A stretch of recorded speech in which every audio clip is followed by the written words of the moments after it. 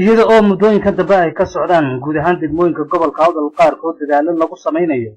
jidadka ku yaala deegaano ka tirsan gobolka Awdal ayaa dhawaan ay bilaabeen bulshada ku dhaqan deegaano hoostiga degmada Baki banaynta waddo dhererkeedu dhan yahay 30 kiiloomitir oo isku xidhi doonta magaalada Gargaar Bari oo ka tirsan degmada Lughaya iyo magaalada Cali Xayd oo ka mid ah degmada Baki ee gobolka Awdal waddadaas oo loogu magac daray jidka Turki ama Turki Road oo ahaa taariikhiyan sida ay ka waramayaan dadka deegaanku jid Turkigu baneeyay xilliyadii uu deganaa waddanka Soomaaliya haddaba madaxda dhaqanka ee deegaanadaasi ka midka ah gobolka Awdal ayaa ka codsanaya bulshada duc iyo dibadba ku sugan ee Soomaaliyeed inay kala qayb qaataan dhismaha jidkaasi waana kuwan duqeyda iyo waxgaradka ka soo jeeda deegaankaasi oo arrintaasi bayaaminaya isla markaasina faahfaahin ka bixinaya dhibaha wadalaantu ay ku haysay muddooyinkaasi faraha badan xiirka meesha la yiraahdo waa meel bannaan waa meel dadku dego oo la jecel yahay oo xirasana buurana afarta koonaba way kaga hareeraysan yihiin ee waxa weeyaan hooyada halka fooli ku qabato gaari laguma qaado dhakhtar looma doono ilaahay ama halkaan buu ku dilaa ama ku noolaata waxa jira dad waalidkooga itaal daran wata oo awr ku soo qaada hadday wada gaari leedahay baabuur bay ku keen lahayn oo reerka hortibay soo dejin lahayn qaar waxa jira wadada kaga dhacay awrkii ama sare u baxaya ama hoos u baxaya waalid awrkiiba ka dhacay baa jira waxa weeye sadaqada wadadu waa jaariya waa talayiri maaragtaa culimada sidaan ka maqalay amalkiisu ma gooninka waxyooga caynkaaya ka qayb gala waa wada qaali oo waqti hore gaadiidkuba yaraaba la hamiyay dib bay soo dhacday waxa weeyaan dad walaalaha iyo qurba joog oo reer Kanada u badan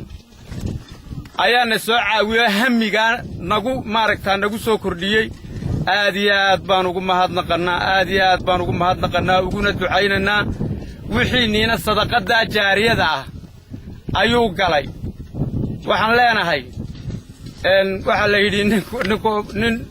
ku arkaya looma sare kaca layda waxaan leenahay waar wadada waxa laga soo taro khaasatan dadka gobolka waxa weeyaan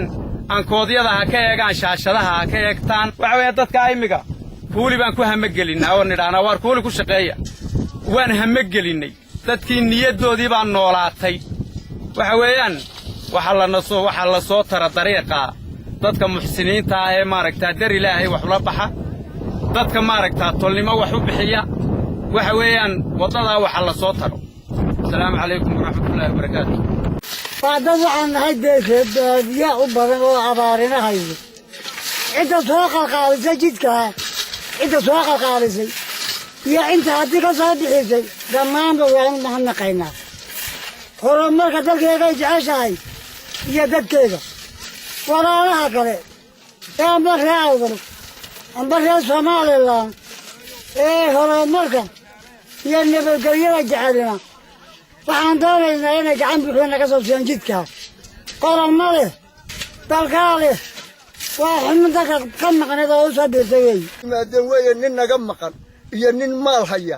iyo dawladda Soomaaliland iyo walaalaha dibad iyo doc midkay doonaan baa joogaan wixii dhaqaaqi karaya iyaan ku sugaynaa hamidaasina noo gashay dawga Turki la yiraahana waan joognaa wixii hareeraha ka xigaaba ka xigay وكاد تاكلين بان دونينا عاوي مان دونينا arrin wixii la naga rooyaan doonaynaa afac wax lagu sameeyo dawladaha midub noo geysay iyo kulla duunyadaba labadaba waan istaal dagano taageeradana waan doonaynaa wadadana waa wado toos ugu xidhan gobolkii oo aanan kala goynayn gobolladuna xuduuday leeyihiin gobol u dul maray gobol kalena ma jiro qolada reer Awdal waxaan leeyahay warba wixii idin kale itaalkiina iyo tamartiina ka xukuumad ahaan iyo ka deegaan ahaanba ka qayb qaata si kastaba haatee howlaha shaqo ee lagu dhisay jidkan loogu magac daray Turki Road ayaa la bilaabay dabayaaqadii bishii February ee sanadkan waxaanu noqon doonaa jid wax weyn ka tari doona baahiyaha asaasiga ee haysta bulshada deegaanadaasi iyo isku socodkooda Hashim Sheekh Umar Good Somali TV Boorama